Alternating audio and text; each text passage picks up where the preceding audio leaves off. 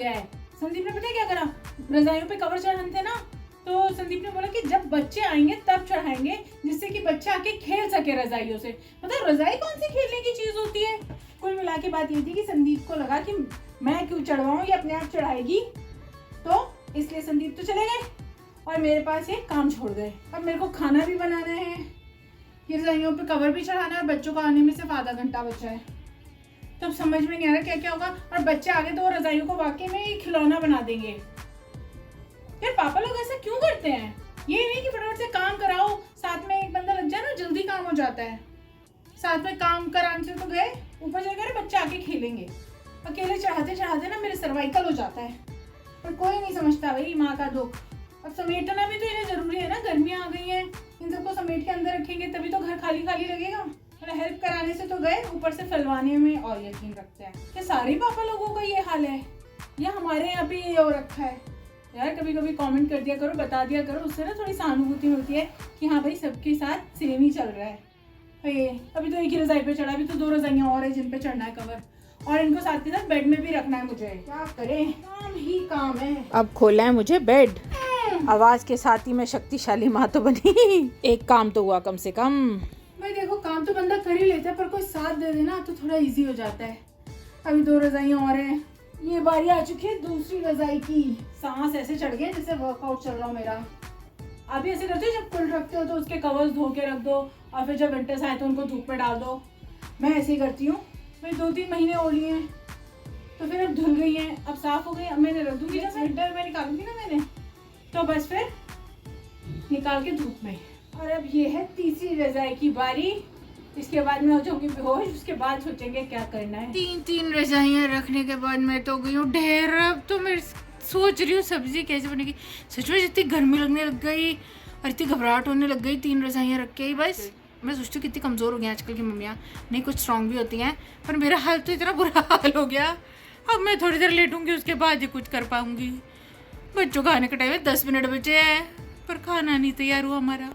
सब्जी कटी रखी है, ये अच्छा मैंने इन रजाइयों से पहले सब्जी काट ली थी, पर एक बनेगी। माँ याद हो गया मेरे को? मैं लास्ट धातु लिख कर देख रहा हूँ, 3 लिख लिया, चौथे धातु पे पट गए। माँ नेक्स्ट किसका एग्जाम है? जीके से नेक्स्ट। अब कंप्यूटर याद है आपको? थोड़ा सा याद। अब आप कंप्यूटर याद करो, इसको रख दो। पहले मैं आपको जीके सुना दूं। ये मम्मा सुन लेगी। आज तो कमाल ही हो गया, पता नहीं कितने दिनों बाद मैं सो गई दिन में। मैं बहुत देर से सोच रही थी, बस मैं लेटी और नींद आ गई मुझे खट से। और इनका एग्जाम है, मेरे को सपने में भी इनका एग्जाम में आ जा रहा है कि इन्होंने याद करा कि नहीं करा। हाँ मम्मा बीच बीच में बोल रही थी कि मैं अभी सुनने वाली हूँ, मैं सुनने वाली हूँ। अरे मेरे को नींद में चिंता हो जाती, पर मेरे को नींद ही ऐसा है कि मुझसे उठा ही नहीं जा रहा था। मम्मा ने पहले ऐसे बोला मैं सुनने आ रही हूँ, मम्मा सुनने ऐसे आने लग गई। अरे भाई अब उठा गया है। अभी हमने ज़ेप्टो करा है, अभी हमने भेलपूरी ऑर्डर करी है। हम पहले भेलपूरी खाएंगे, उसके बाद जगेंगे, उसके बाद कुछ सोचेंगे। तुम इतने पूजा कर लो। मेरे को ऑर्डर आ गया, गेट बंद कर दो, मच्छर आ जाएंगे। क्या अब भेलपूरी खाएंगे। अरे बिस्किट तो मम्मा ने इसलिए मंगवा लिए, फ्री डिलीवरी नहीं आ रही थी ना। नारायण नारायण। अब बारी है शाम की पूजा की। आज शाम के स्नैक्स में मिक्कू बना रहा है भेलपूरी। ये देखो, देखने में कितनी डिलीशियस लग रही है।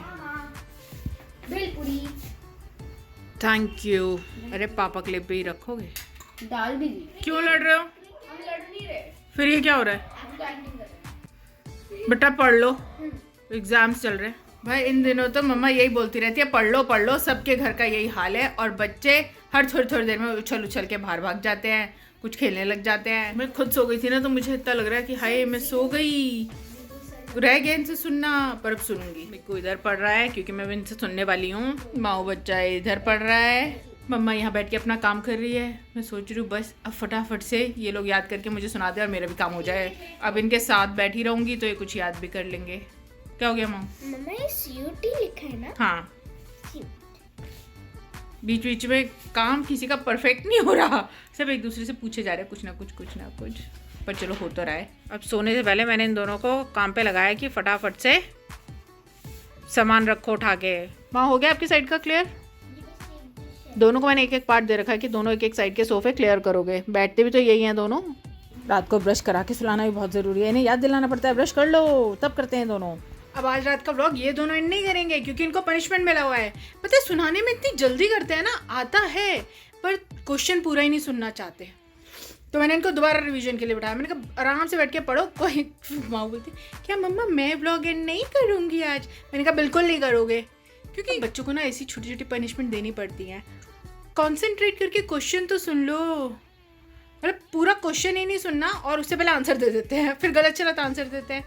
तो अब दोनों बैठ के पढ़ रहे हैं। आपसे मिलेंगे हम कल, तब तक के लिए हमारी वीडियोस को लाइक करें, चैनल को सब्सक्राइब करें। मिलते हैं नेक्स्ट व्लॉग में, तब तक के लिए नारायण नारायण।